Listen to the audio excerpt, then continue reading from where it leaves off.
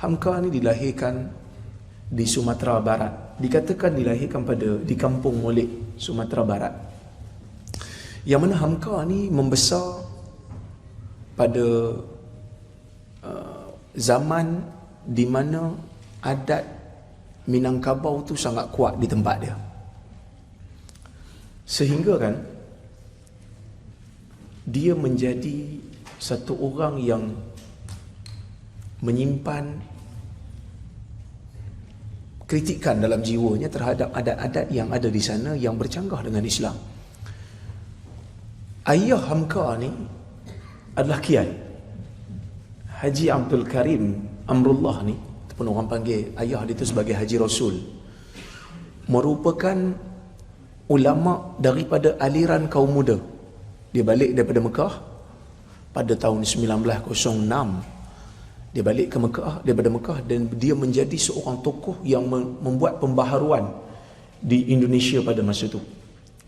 Pada tahun 1908 Hamka pun lahir, dan Hamka ni dia belajar agama paling terkesannya dengan ayah dia lah, sebab ayah dia ni seorang tokoh, dan dia pun belajar di Madrasah Tawalib yang dibuat oleh ayah dia Haji Abdul Karim ni. Kemudian daripada tu seawal umur dia 16 tahun dia berhijrah ke Yogyakarta untuk dia bertemu dengan tokoh-tokoh besar agama di sana seperti Haji Fakhruddin dan seumpamanya, sehinggalah dia digelar sebagai tokoh agama yang membuat pembaharuan di Indonesia. Tak cukup sekadar itu, dia pergi buat haji di Mekah dan dia berpeluang untuk belajar di sana dengan ulama-ulama sana. Tapi dikatakan Hamka ni tidaklah mempunyai pendidikan formal di universiti macam kita. Maksudnya bukanlah satu orang yang melalui pendidikan formal, ada degree, ada master, tetapi ilmu dia melebihi daripada orang yang ada sijil di zaman tu. Sehinggalah apabila Hamka balik daripada Mekah, dia memulakan dakwahnya. Dan Hamka ni satu orang tokoh yang kalau saya boleh iktiraf dia ni, kalau saya diberi ruang untuk mengiktiraf, saya boleh kata Hamka ni merupakan Ibn Taymiyah bagi Melayu. Seperti mana Ibn Taymiyah Arab, dia juga Ibn Taymiyah untuk Melayu. Sebab apa? Ibn Taymiyah ni bukan hanya seorang yang menulis, dia juga seorang murabbi yang melahirkan tokoh-tokoh anak murid yang hebat. Dia juga merupakan pendakwah yang berdebat. Dia juga merupakan orang yang terlibat dalam jihad. Itu Ibn Taymiyah. Hamka juga macam tu. Hamka merupakan seorang tokoh pendakwah. Hamka merupakan penulis. Hamka juga merupakan sastrawan. Dia menulis novel.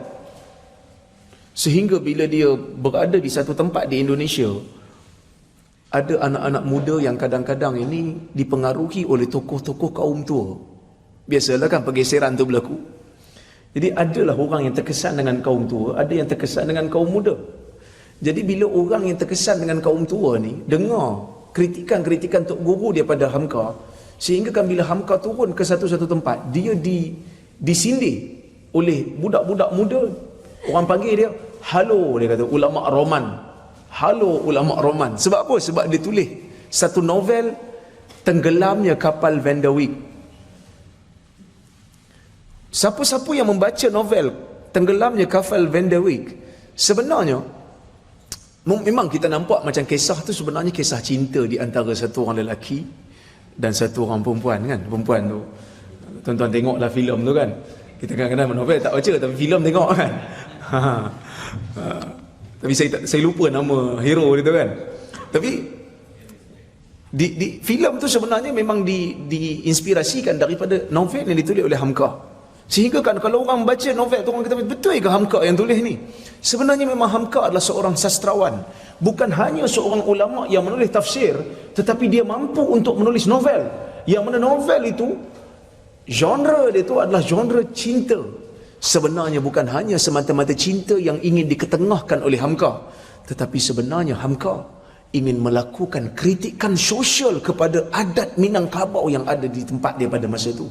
Sehingga kan dia buktikan bahawasanya adat yang dipegang oleh orang tempat itu telah menjadikan dua jiwa terkorban. hanya semata-mata nak menjaga adat, sehingga melupakan nilai-nilai insani. Ini Hamka, satu orang tokoh yang saya kira, siapa ustaz yang boleh tulis novel cinta, kan? Sampai orang panggil dia ulama roman,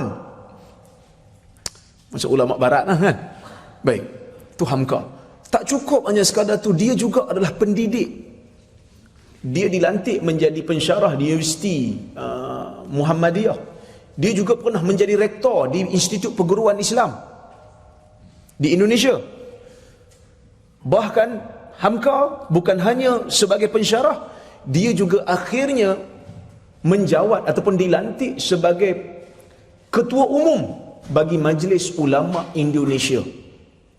Tuan-tuan, Majlis Ulama Indonesia ni, saya sebagai ahli jawatankuasa fatwa Perlis, kami Perlis, Mufti Perlis buat satu inisiatif untuk kita pergi ziarah, buat ziarah mahabbah, ziarah ukhuwah ke Majlis Ulama Indonesia, dan kita berbahas dengan mereka dan kita mengambil pengalaman daripada mereka, yang mana ketua umum Majlis Ulama Indonesia ni antaranya adalah Hamka. Macam mana Hamka buat? Tuan-tuan, hari ni kalau tuan-tuan di Malaysia, di Singapura, hari ni kalau kita tengok, kan, bila berbeza pendapat antara kaum tua dan kaum muda di Malaysia, dia gaduh tu, gaduh sungguh. Sampai sekat sana, sekat sini, kan. Tak bagi tauliah sana, tak bagi tauliah sini. Tu orang Malaysia punya, saya tak tahu Singapura macam mana, tapi orang Malaysia punya cara macam tu lah. Kalau dia ada jawatan, dia tak puas hati dengan ustaz tu, dia akan sekat, jangan bagi ceramah ustaz ni, kan. Tapi Singapura saya tak tahu, sebab saya pergi Singapura pun sekali, itu pun 2 hari je, kan. Jadi saya tak tahu macam mana budaya di sana. Tapi ini di Malaysia macam tu. Perbezaan itu tidak dapat diuruskan dengan baik. Berbeza dengan Hamka, yang mana ketika mana dia menjawat jawatan ketua umum Majlis Ulama Indonesia, dan sampai sekarang organisasi Majlis Ulama Indonesia itu bersilih ganti di antara Muhammadiyah. Lepas Muhammadiyah jadi ketua umum, akan diganti pula daripada Nahdlatul Ulama, yang mana Nahdlatul Ulama ni kaum tua, Muhammadiyah tu kaum muda.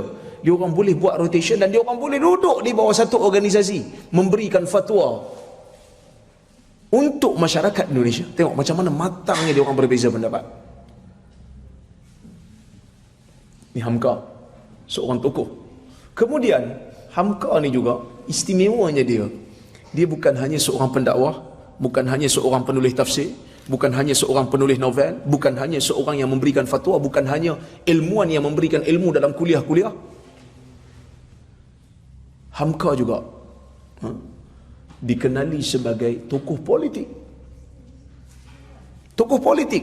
Dia menyertai partai politik Masyumi pada masa itu, dan dia adalah satu orang tokoh yang sangat berjiwa nasional. Dulu tuan-tuan, saya lah dulu, ni saya nak cerita pasal saya lah, kan. Kita biasa dimomokkan, sesiapa yang sayang pada bangsa, sesiapa yang berbangga dengan bangsa, maka itu adalah asabiyah. Tu saya dulu. Mungkin tuan-tuan juga dimomokkan dengan pemahaman yang sama.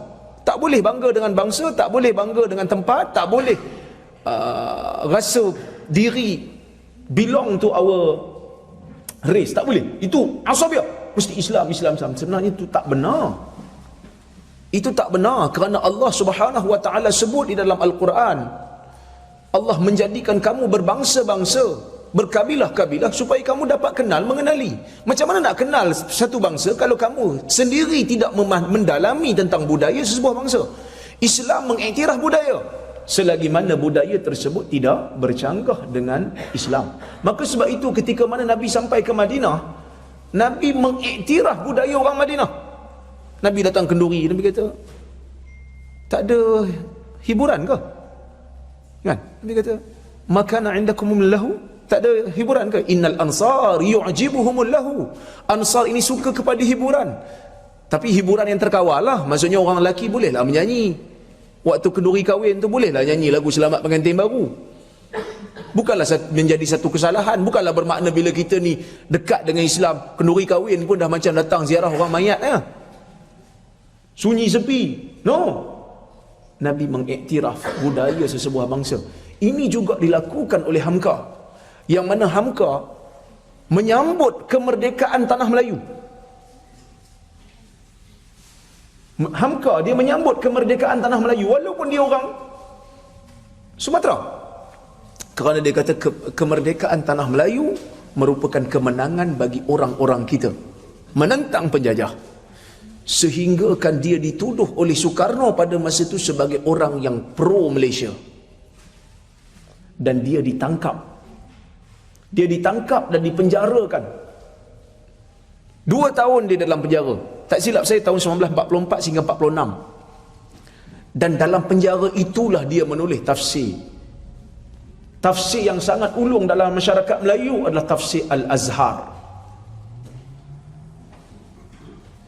Bila dia tulis tu dalam penjara, 2 tahun tu siap. Dan 2 tahun lepas tu dia keluar daripada penjara. Soekarno pun meninggal dunia. Bila Soekarno meninggal dunia, Soekarno dikatakan mewasiatkan kepada orang yang rapat dengan dia supaya Hamka yang uruskan jenazah dia dan salatkan jenazah dia.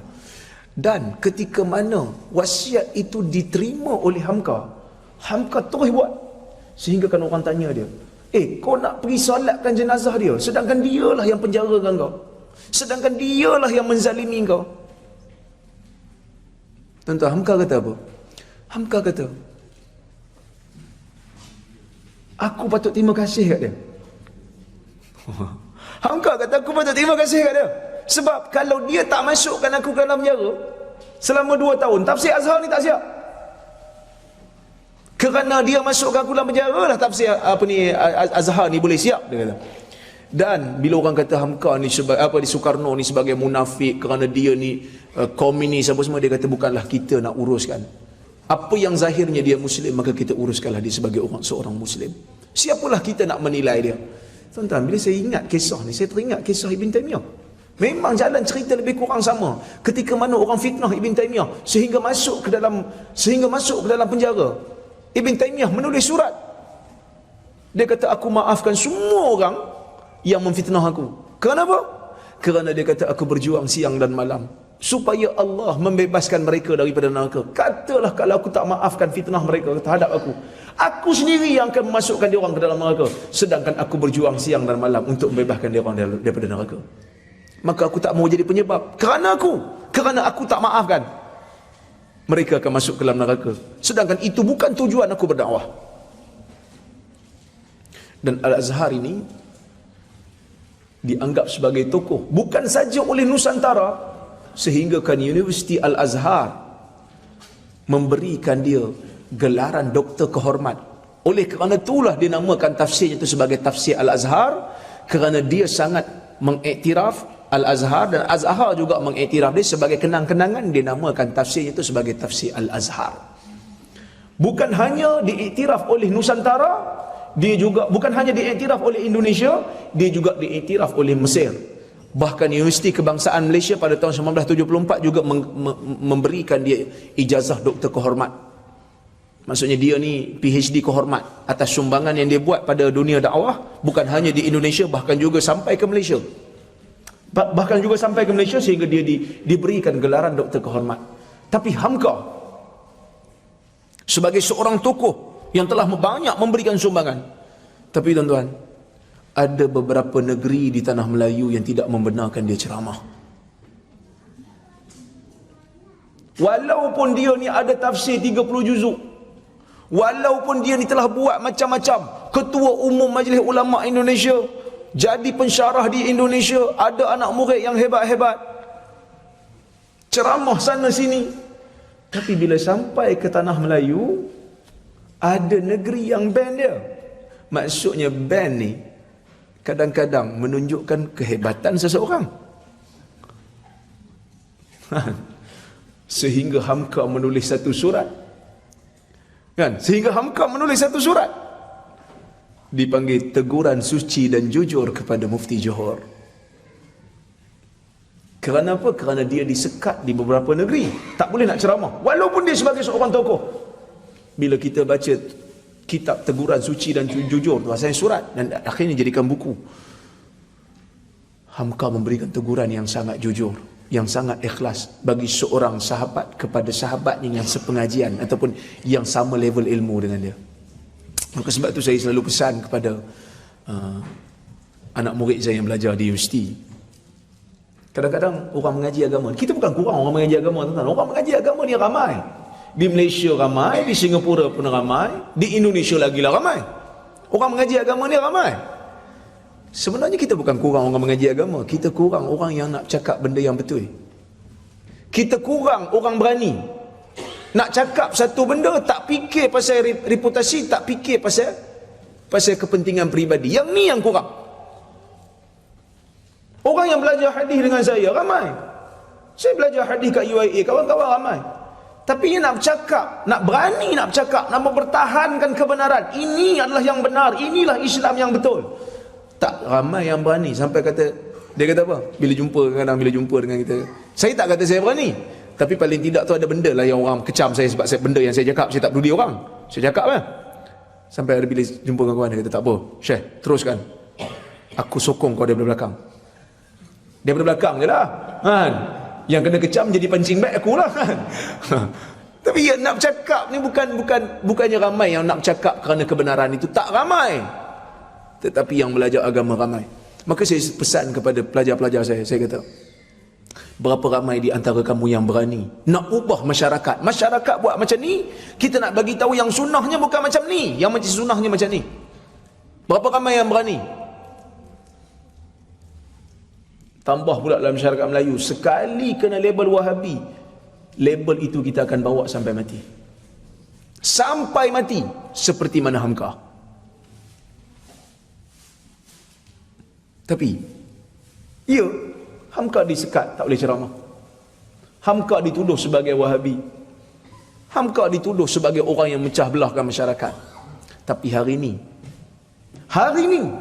bukan kata hari ini, di zaman moden ni, setelah Hamka meninggal pada tahun 1981, bermula daripada tarikh tu sehinggalah sekarang, berapa ratus bahkan mungkin ribu seminar yang dibuat membicarakan dan membincangkan pemikiran dan sumbangan Hamka dalam dakwah. Berapa banyak tesis master dan PhD yang dibuat bercerita tentang sumbangan Hamka dalam dakwah. Mungkin ada tokoh di zaman tu yang ban Hamka, selesa. Orang panggil datuk, orang panggil VIP, turun ke kampung orang main kompang. Tapi orang yang ban Hamka tu, agak-agak tuan-tuan, berapa seminar yang orang buat untuk bincang tentang pemikiran dia?